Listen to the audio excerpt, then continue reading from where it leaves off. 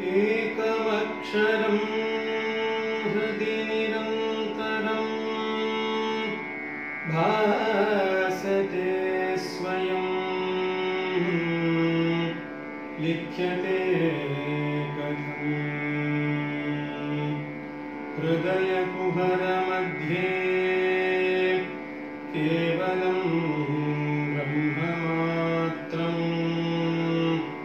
अहमहमिति साक्षात् आत्मरूपेण भाति हृदि विषमनसा स्वं चिन्वतामज्जता वा पवनचलनिरोधात् आत्मनिष्ठो भवत्वम्।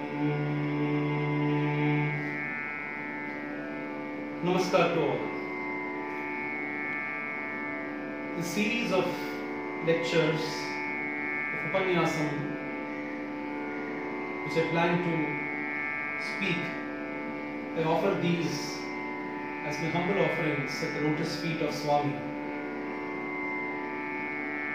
Our Sanatana Dharma speaks of 4 objectives of human life. These are known as the Chaturvidha Purushartha. Our ultimate objective of human life is to be happy, isn't it?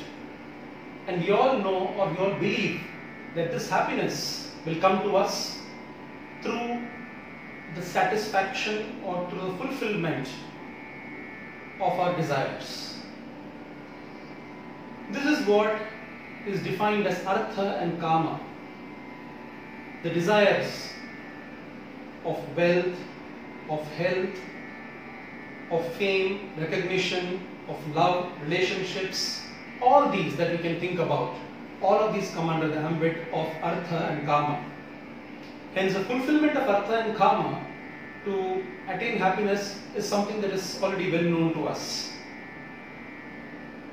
But the ultimate objective of human life as per our Dharma, as per our Vedas, is moksha, liberation. Liberation from what? Liberation from the cycle of birth and death, from the cycle of happiness and sorrow. How do we come out of this and attain the true bliss, true happiness, fulfillment, the complete potential of the human life? That is called as moksha. How do we attain this moksha? If we are just behind satisfying the Artha and the Kama, behind the satisfaction and the fulfillment of our desires, how will it lead to moksha? That is why in the Sanatana Dharma, they beautifully codified that Artha and Kama should be fulfilled through Dharma, through righteous means, in order to attain moksha. That is why the Chaturvidha Purushartha, or the 4 objectives of human life, was defined as Dharma, Artha, Kama and moksha. Artha and Kama fulfilled or satisfied through Dharma leads to moksha. This kind of a framework was given to us by our ancestors. That is why the Lord in the Gita, he says, Yashastram vidhimutsrijya vartate kamakarataha nasa siddhim avapnoti na sukham na paramgati. That person who is just behind the fulfillment of desires, without following the Shastras, without following the Vedas, without following the Dharma mentioned in the Shastras, he doesn't get success in either fulfillment of his desires or even in attainment of ultimate bliss. It is thus that Dharma has been given the primary importance in our culture, in our civilization. That is why the Lord himself incarnates on the earth when there is a decline of Dharma. Yada yada hi dharmasya glanihi bhavati bharata abhyuttanam adharmasya tad atmanam srijamyaham. I myself come again and again, O Arjuna, when there is a decline of Dharma.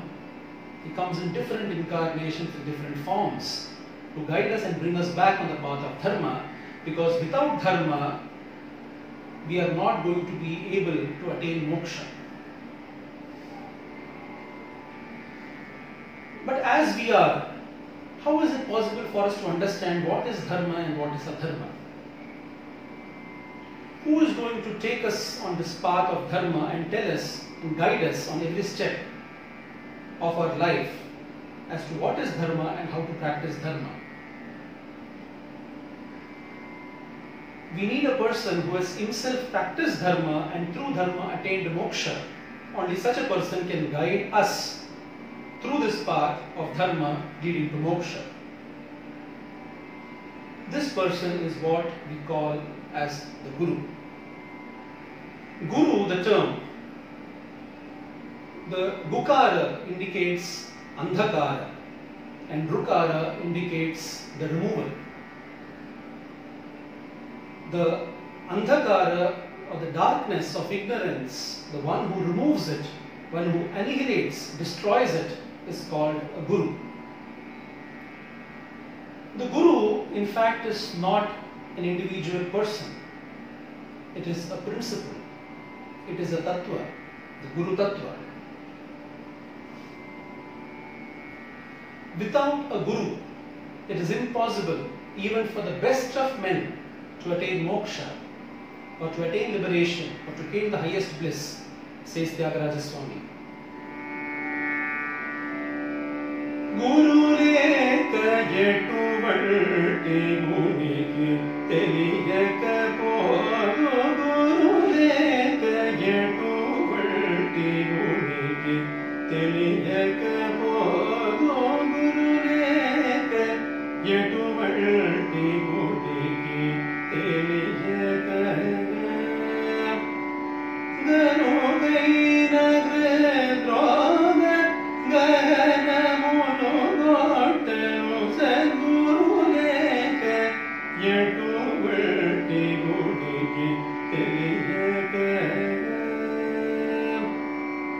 Without the grace of the Guru, without the Guru showing the path, how is it possible even for the person endowed with the best of qualities to attain the highest state, asks Tyagaraja Swami. The Lord who has created this whole universe, He has 5 main activities, 5 main functions. The commonly known functions are Srishti, Sthiti and Laya, that is creation, sustenance and destruction. But there are 2 additional functions that the Lord has. One is this immense power of Maya, of delusion, of illusion, through which we remain into this world itself and we go through the samsara chakra.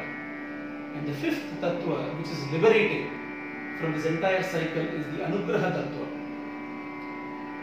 So apart from the Srishti, Sthiti and Laya, the Maya or the Tirodhana keeps the living being entangled in the chakra of samsara, and the Anugraha Tattva, which is the Guru Tattva, liberates him from this entire cycle. That is why in the Lalita Sahasranama we say Srishti Kartri Brahma Rupa Goptri Govinda Rupini Samharini Rudra Rupa Tirodhana Karishwari Sada Shiva Anugrahada Panchakritya Parayana.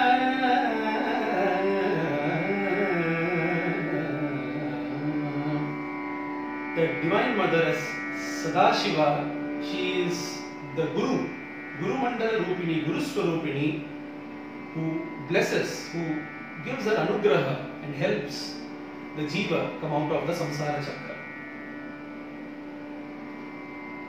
We have had the Supreme Being come down on this earth multiple times in the past in different and varied forms of a Guru and guide us and bring us back on the path of dharma, be it in the form of Vyasa, be it in the form of Shankara, be it in the form of Ramakrishna or Vivekananda or Ramana or our dear own Swami. So we have had the Lord come to us in different forms only to guide us back on this path of Dharma. More about the Guru Tattva and the Guru Swarupa in the upcoming sessions. Till then, Sai Ram and Namaskar.